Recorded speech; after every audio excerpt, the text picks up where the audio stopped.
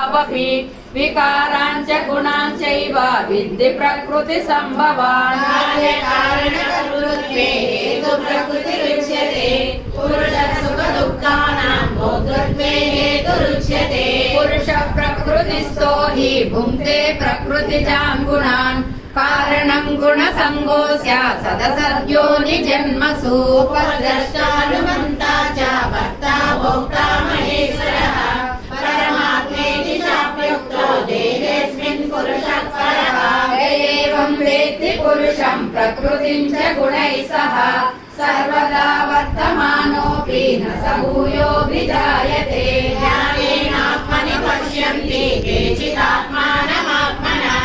अन्ये साङ्ख्येन योगेन कर्मयोगेन चापरे अन्ये त्वेवमजानन्तः श्रुत्वान्येभ्य उपासते तेऽपि चातितरन्ति